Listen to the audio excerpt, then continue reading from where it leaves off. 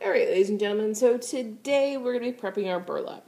So, if you notice, these burlap pieces, they're similar in size, but they're not exactly the same.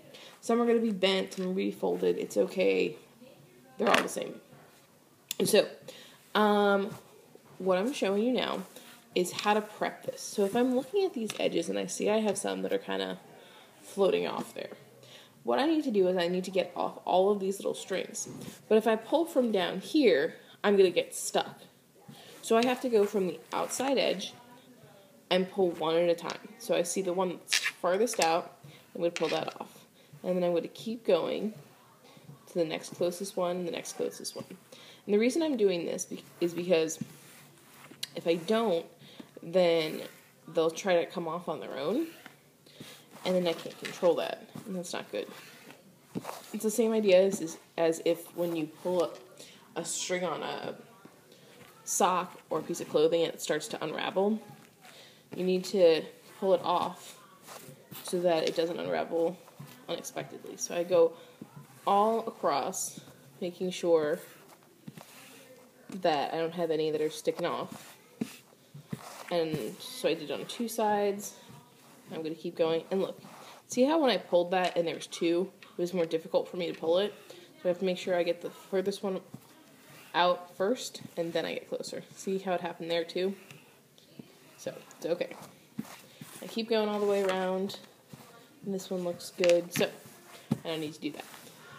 So if I look at my burlap now, I can see two different areas. I can see one area that has two strings, so one going up and down and one going side to side, and then I can see an area that only has one string, so one set of strings. So here, and on these edges where I pulled off my other strings.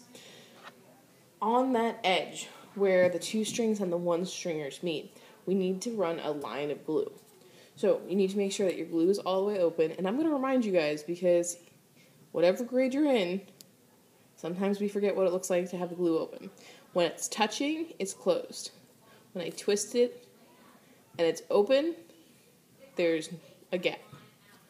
Alright, so I'm going to hold my glue, and I'm going to run a line of glue along that edge where the two and the one meet.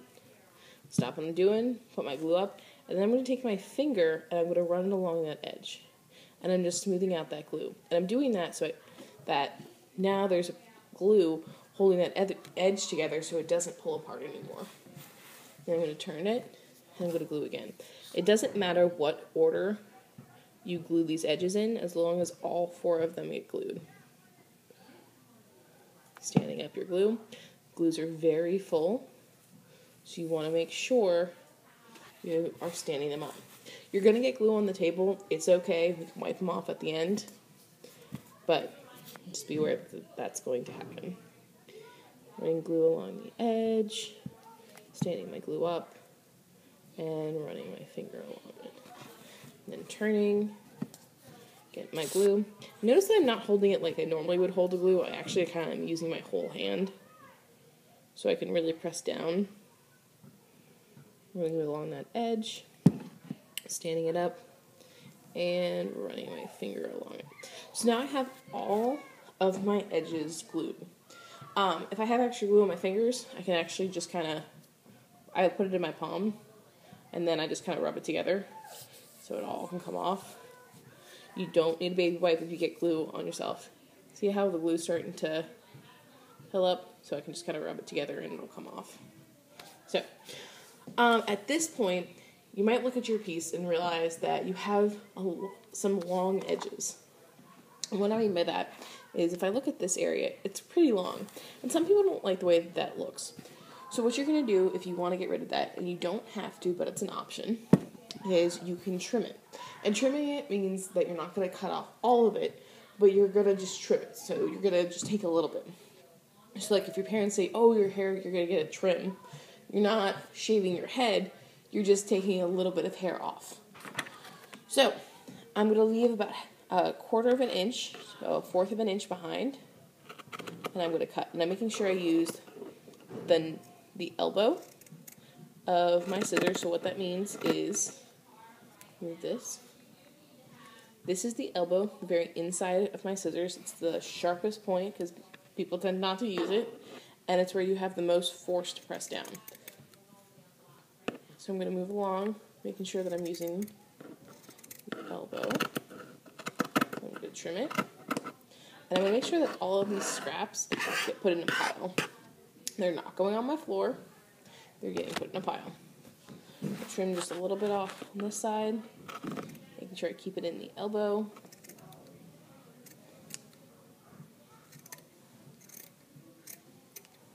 Okay, put it over there.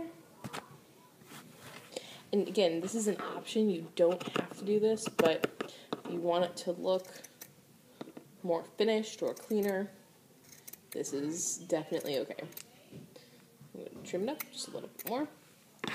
Putting those pieces in a pile. And because your piece is so gluey right now, if you don't scoot them off to the side, they're going to stick to the back of your piece, and then you're going to be frustrated later on with it.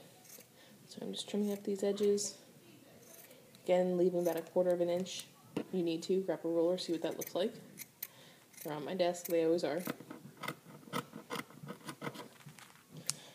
Alright.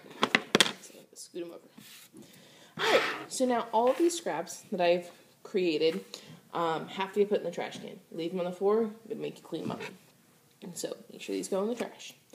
So now your burlap is prepped, it's ready to go, and the only thing left is to put your name on it. To put your name on it, you're going to get a Sharpie, so a permanent ink marker, and a piece of tape. So I'm going to take my tape, and I'm going to come around and put tape, just a little piece of tape like this long, 3 or 4 inches, and I'm going to put it on the edge of your table. And so it's your responsibility to just grab one. And then I'm going to take my Sharpie, so I put it on the bottom right edge, and I'm going to write my name.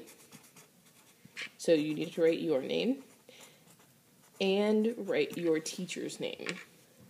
So whoever your teacher is, you need to write both names, your name and your teacher's name.